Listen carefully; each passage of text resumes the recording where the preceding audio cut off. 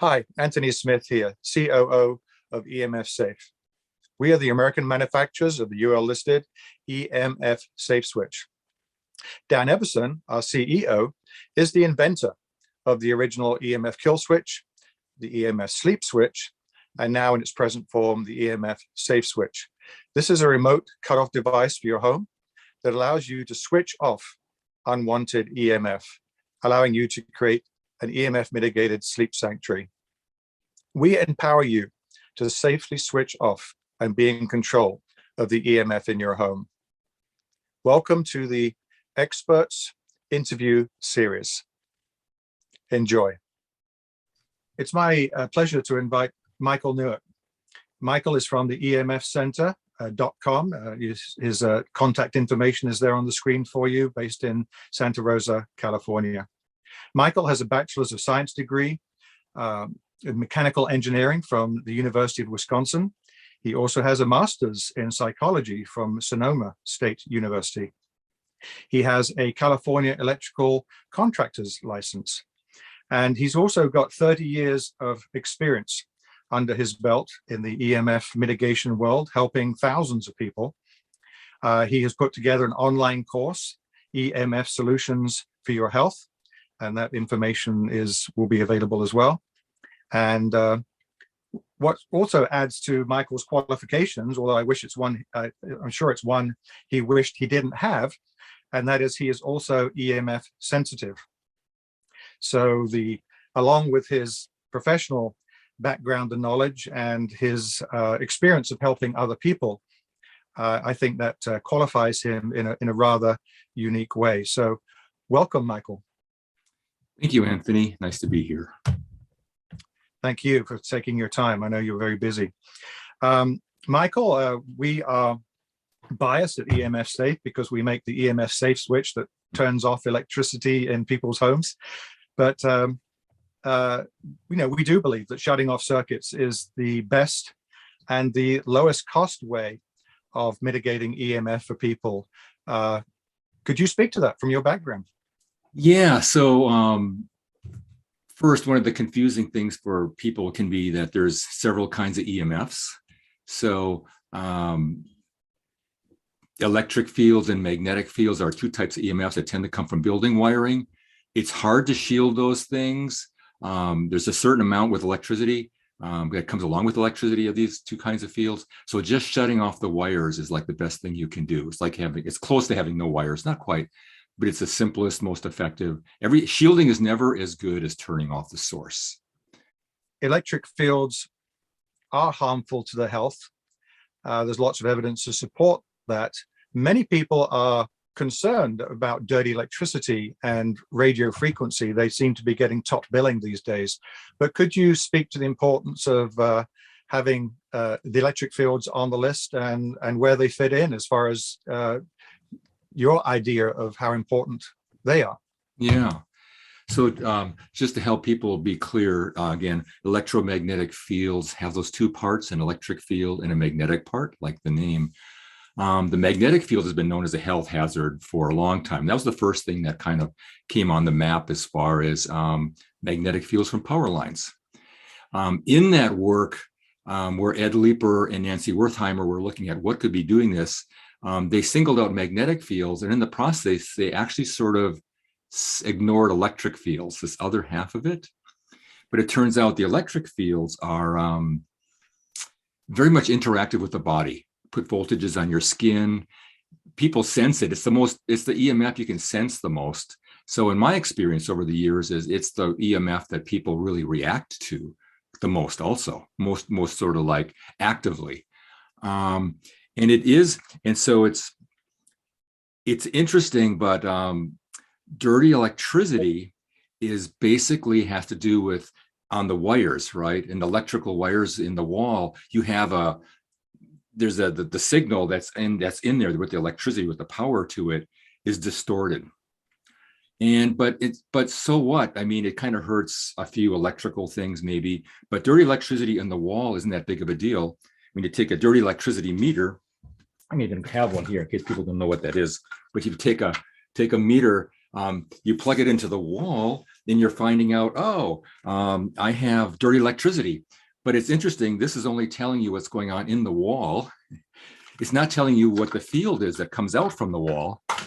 And because what happens, those wires in the wall, they make an electric field. The electric field comes out, gets to your skin, you have this voltage.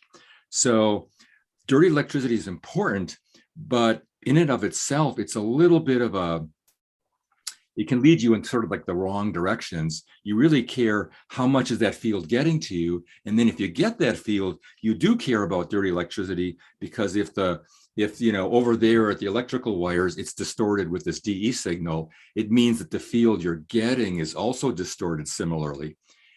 So electric fields, even if they're clean, are already sort of problematic for people, right? So even you can have no dirty electricity, but the field is still coming. You have this electric field, and it bothers people. But when you have this dirty electricity on the wires, and then it gets a long broadcast, you feel that even more. So dirty electricity is an issue, but it's really combined with the electric field issue. And for most people, the electric field issue is greater. And so something like a shutoff switch, you not only cut off, there's no dirty electricity because there's no voltage on the wires, but you have no field at all coming out of it. So I find that people feel much better when you turn off a circuit than when you just plug in filters, say, to try to get the dirty electricity down, because that doesn't stop the field. Right. And it's a little confusing, but the reason that, and radio frequencies are really important too, all that wireless stuff, another kind of EMF. So, and the reason that dirty electricity affects people, I believe, is because now that electric field you're getting, because of the dirty electricity, the electric field has a little bit of like radio frequencies on it also. So you have kind of a messier field, right? Right. So people who are sensitive to radio frequencies, just like a Wi-Fi or cell phone or something, they tend to be sensitive to dirty electricity, but not the DE in the wires, the electric field that actually gets to them that has this distorted signal. I have a question about that, because it's my understanding that all EMF is cumulative. So it's not just all the different types of EMF that accumulate at the same time, but it's cumulative over time as well. So the volume of each of these things would contribute to the overall load that somebody's experiencing. And we use on our website the analogy of the straw that breaks the camel's back. Yes. And I think for many people, the straw that breaks their camel's back is the dirty electricity or the smart meter or the cell phone tower in the neighborhood. Yes. But our argument is, if you can take 80% of the load off the camel by mitigating the EMF in your home, especially at night when you're more sensitive, then maybe that straw that was breaking your back, now that you've unloaded the camel, maybe it's not going to affect you nearly as much as it did before. What are your thoughts? Oh, I couldn't agree with that more. One of the way back when even cell towers were sort of starting, right? There was a group in this one town where a bunch of activists got together and they were fighting the cell towers coming in. And the reason people do that is because they feel it, even though some scientist says, oh, no, I can't affect your health. These are people that know, I feel it, I'm not feeling good. So they have this lived experience of like reacting to radio frequency things. This is a particular, so there are probably like 10 people, since I was in that town, I had traveled quite a bit, they had me go to their houses and check their houses, right, to see what was going on in their house. And it turned out like 80-90% of those people had unusually high exposures to electric fields where they slept. And so I found that now was, 20 years ago, more than 20 years ago, I find that over and over again, the people who, like you say, the straw has broken their back, those people, it's very often they've been sleeping in high electric fields for years. And it's obvious to me that it's that time frame accumulating that experience that at some point their body snaps, and now they're sensitive to the smart meter or the Wi-Fi router the neighbor gets, which normally they wouldn't have been if they hadn't been in that field for 20 years. Yeah, so I think one of the best things anybody can do obviously most of the time that we spend it with people who are already sensitive, but maybe one of the best ways of not becoming sensitive in the first place would be to reduce the amount of EMF that you're exposed to on a daily basis. And as hard as it is during the day, it's almost impossible when you're out. But at home, you've got things on during the day, we're living life, we're doing things. But at night, when we really don't need that much on, that is the easiest time to do that. Actually leads me to the next question of, obviously nobody really knows what they've got going on. You went to these people's homes and you measured to find out. Could you speak to the whole measuring issue, about the different types of measurements and the type of or the format, the methodology that you prefer with your 30 years of experience? Sure, thanks. Yeah, so here we're talking about what's called the ELF, extremely low frequency, from building wiring, electrical wiring. It does come from power lines, but by the time it gets from the power line inside your house, it's usually quite reduced in comparison to what's coming from your wiring. In fact, that's one of the reasons why in the initial studies, when they were looking at what's causing cancer in these kids, they ruled out electric fields because the power lines for electric fields were not being detected in the house, but they weren't doing any measurement of the electric fields from the wiring. So from your wiring, you have electric fields. It's a field, it puts voltages on your skin. So I recommend using what's called a body voltage meter, which basically just, so basically it's an electrician's voltmeter. Any electrician would have some kind of voltmeter. And you have you have a probe you hold in your hand. So it's actually, what's the voltage on your body? But to know what to compare that to, you have another long wire that comes out of the meter, goes out the door, you have it to a stake in the earth. The earth is the closest we have to 0 volts. And so with the body voltmeter, you find out what's the voltage on you with respect to the earth.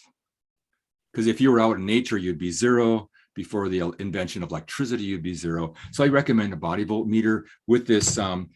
And a simple way to test with a body voltmeter is you have a ground wire that instead goes into an outlet ground.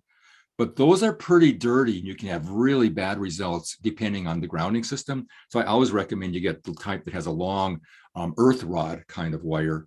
And there's several companies, I believe your company carries a body voltmeter, correct? We do. I mean, yes. We work very closely with the building biology community and EMF consultants as our affiliates, but sometimes people either don't have somebody in their area that they can call upon, maybe they don't have the funds. So yes, we do offer a body voltage meter because we found it is the most least expensive way. I mean, it's $150 versus $2,000 for some of the meters that professionals use, and which obviously is a professional, it's appropriate for them to have that, but not practical for the somebody just wants to test the voltage in their own home.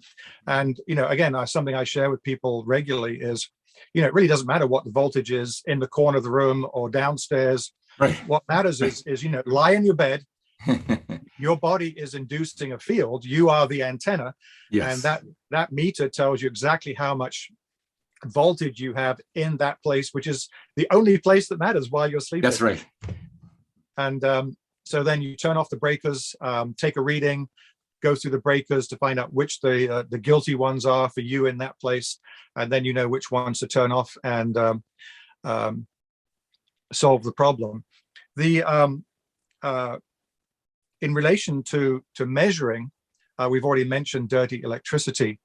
Could you speak to the difference between, or the advantage of turning off the field as opposed to some of the other methodologies that are being offered with filters and the shielding, this paint, there's all kinds of things.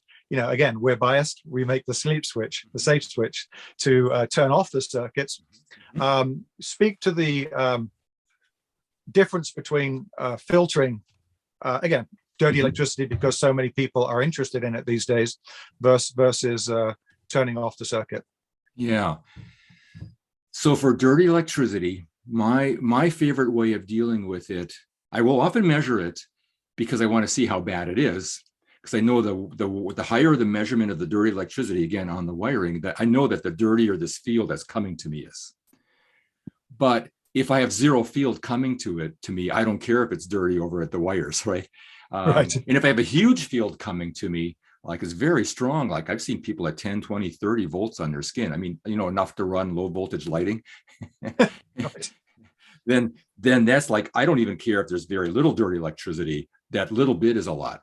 So I'm really trying to reduce the field. So I like to shut off the circuits, number one. Mhm. Number two, I like to do shielded wiring where you have here in the US, we call it MC cable. It's an armored cable, and that contains the electric field and a lot of the dirty electricity. Right.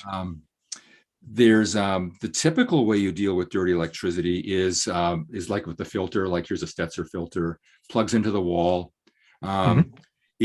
It doesn't reduce the fields that come out of the wirings. So you still have an electric field.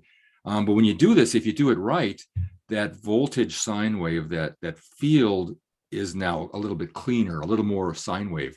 That's right. But you still have, by using those filters, and oftentimes you need 20 in your house or something like that. But you've still got the electric field, which is still causing 60 hertz, which is still bioreactive and causing harm to the body. So it solves the dirty electricity problem, but it doesn't solve the electric field problem.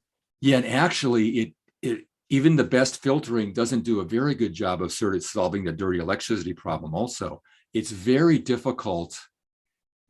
There's cases where you put in the filters and it makes the dirty electricity worse. For instance, it's a very kind of it's with the electronics of the whole system, the capacitance and the inductance of different things all coming together.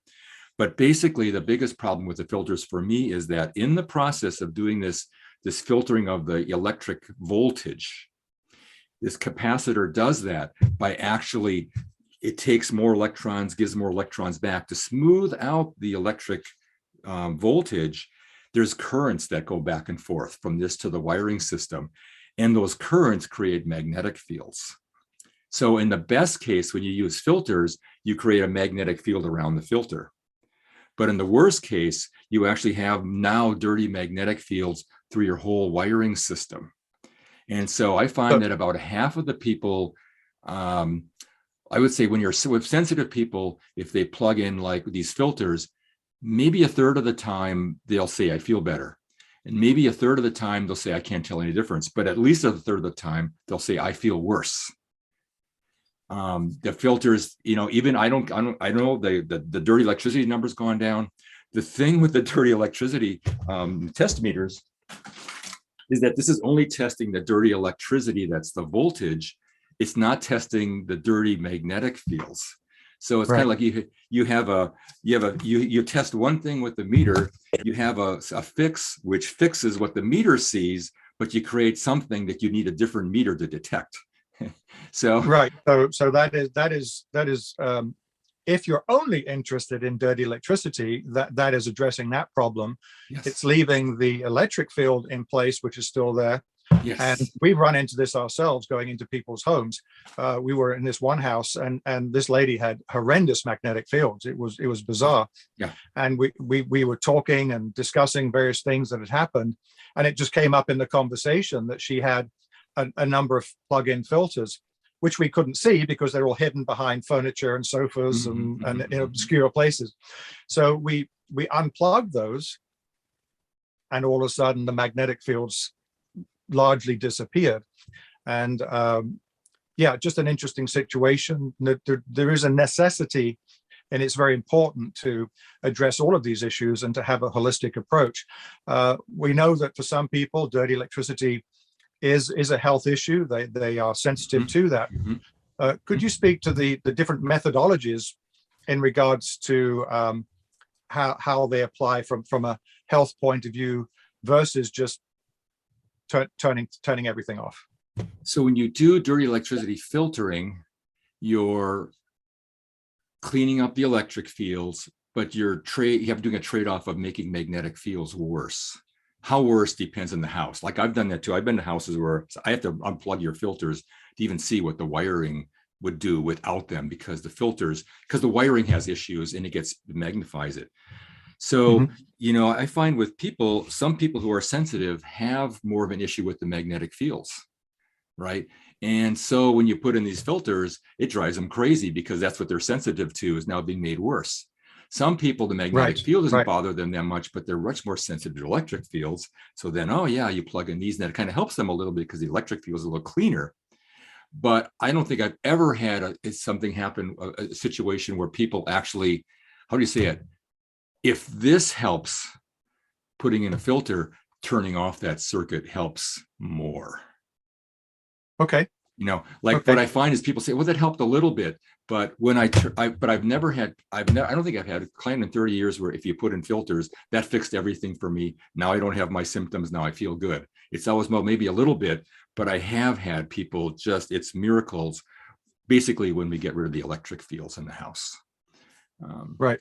Could you speak to daytime mitigation versus nighttime? Obviously, both are important, Yes. but the importance of what we call setting up an EMF mitigated sleep sanctuary at night. And we argue because at night, our bodies are trying to heal and detox, and they're 10 times more sensitive to EMF. We're actually, our bodies are used to EMF during the day. I mean, the big ball up in the sky is a massive EMF producer. Natural EMF, of course, not man-made EMF, but we're not designed to be subjected to any EMFs at all, natural or man-made, at night, because obviously historically, the sun sets. And so, speak to the daytime issue. So first, almost everybody in our field, it's obvious nighttime is the most important time to reduce the fields of all sorts. Partly because even your immune system, you're going into parasympathetic mode. A lot of your immune system's turning on, and a lot of the effects of these EMFs are sort of with turning off immune functions. So daytime is important too. For mitigating, turning off circuits is there's a lot of people I work with where we turn off circuits during the day also. And that's often where we just turn off the breaker and they leave it off, except for like when company comes. Because for a lot of people, there's circuits they don't need. It depends on the house and what's on your breakers and things. So we do try to reduce the daytime. So for daytime purposes, where you can turn off the circuits, that is sometimes where we do shielding, like a shielded paint or other things. Very common thing to do with people who really want to get their fields low during the day also is we actually turn off the circuits that are nighttime we do for the night, we turn off in the day too, turn off a lot more circuits. And then, how in most houses, there's actually a lot more electrical outlets, lights and everything than you really need. So sometimes this is what I used to do as an electrician a lot, was turn off a lot of things in the house and then do a shielded circuit with one plug for that bedroom, one plug for that bathroom, sort of a more minimum amount of electricity that was live, right, and keep other things off. So that they could either have a switch for the rest of the house and mostly being off. Everybody has it a little different. And some people do have a switch where they, like there's one client I'm working with right now, she does want to have certain parts of her house on when she needs it. But then actually most of the day she doesn't need it. I'm not going to watch the TV most of the day. I'm not going to. So actually, let's turn this off most of the day, but I want the switch so that I can watch TV and work at my computer for 2 hours in the afternoon, but then I want that electricity off again. So for some people, it's not just nighttime, it's also some of the circuits during the day.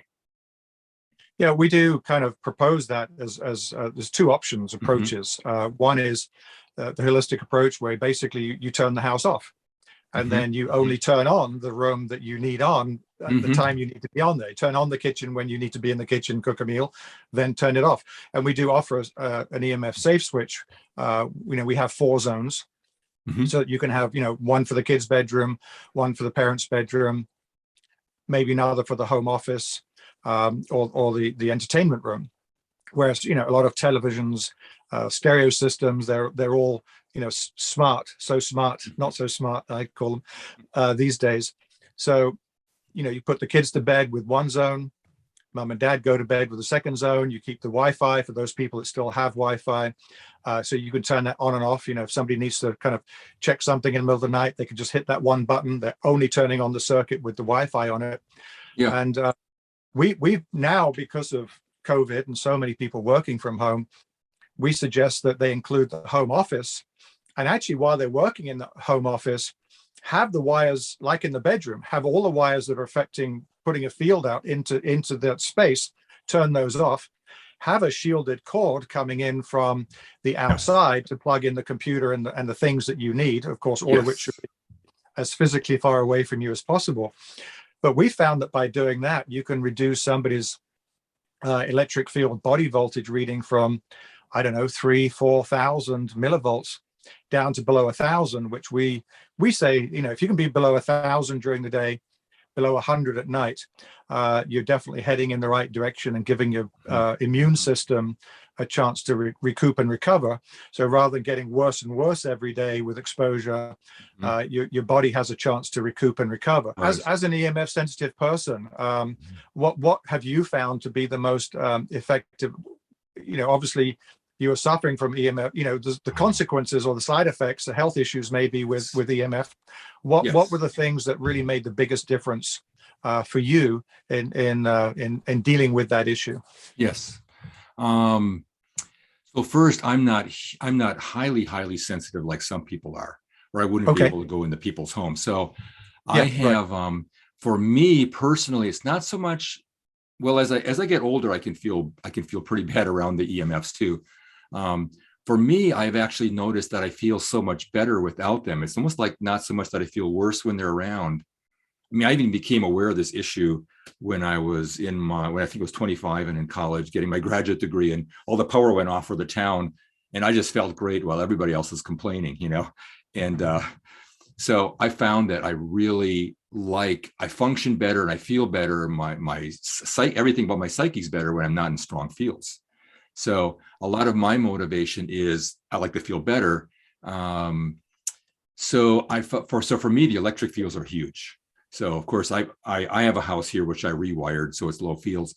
But for me, even though I can't measure the body voltage like in our bedroom, and that's all, I still have a switch where I turn off the wiring in that half of the bedroom, because even though my meter says it's very low, my body detects a little bit something, and I feel better just having it off.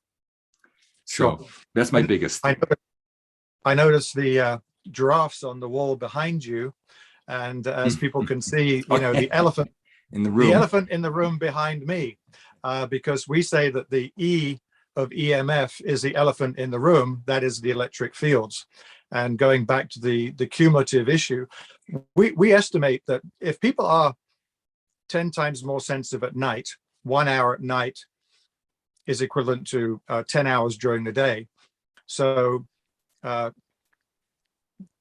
8 hours at night would be 80 daytime hours. And then, of course, you've got the other 16 hours in the day, which gives you a 96-hour day as far as the impact of EMF on our bodies. And 80 of those hours are at night. So by turning off the EMF at night, you've actually, from the negative effect of EMF on our bodies and our immune system, by turning off the EMF at night for 8 hours, you've actually reduced your daily EMF exposure by 80%, which kind of shocks people when they think about that. And you know, back to the camel analogy, when you take 80% of the load off the camel, that straw that was going to break its back is probably not quite. It's not that it's not important, and it needs to be considered. Yes. I mean, avoid cell towers and you know, stores that have that have high EMF, and we have the pen to detect that stuff. So I appreciate it, Michael. Thank you for your time. Other things, questions that your customers, what's the kind of the number one question that you get asked, you know, doing what you do? What comes up the most for people that might help somebody listening to this interview? Well, what actually mentioned something is when people turn off the power, there's an electrical bill savings also, electricity savings that can be amazing. Just wanted to mention that because it's sometimes surprising for people who have their power off a lot, especially during the day. Totally blows their mind that like their electric bill might go in half or something. All these phantom electrical loads go off. It is amazing these days how many televisions, stereo systems, all of these devices that we have plugged in when we're not using them, they're turned off. We think they're not, we would assume that they're not using electricity, but it is quite amazing how accumulative all of those trickle feeds Yes. can be. And yeah, Yes. we've never approached the cost saving, the energy saving aspect of it, but it is there, and it is real.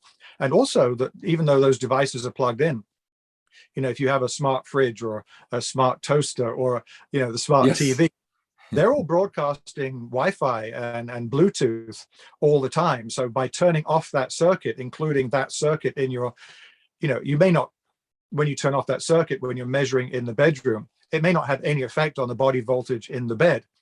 But then when you measure radio frequency, by turning off that circuit at night as well, to reduce, electric Yes. fields, magnetic fields, dirty electricity, and radio frequency in your home, that's a significant improvement. And we found that people, we had actually one of the best testimonies that we've had over the years is a family that had an autistic child, and the child was 5 years old, and they installed an EMF safe switch. So now all the electricity is being turned off at night, and within 1 week, that 5-year-old child started to speak.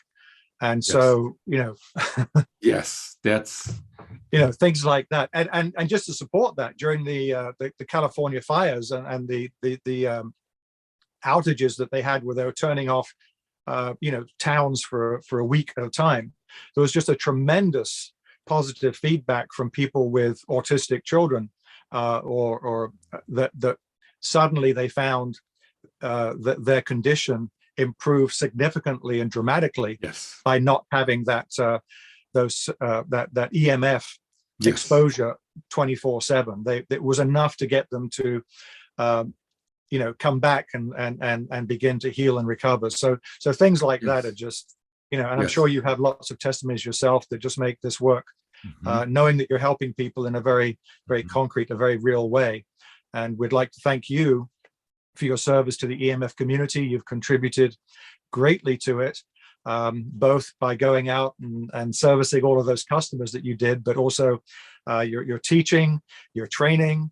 When I was getting into this, some of your videos were very, very helpful to me when I was first getting started in the EMF world. So thank you, Michael, for all that you have contributed to the EMF community. And as more and more people, unfortunately, become sensitive, I know your contribution to them finding a solution more quickly will be greatly significant. And once again, thank you very much. Thank you, Anthony. Pleasure.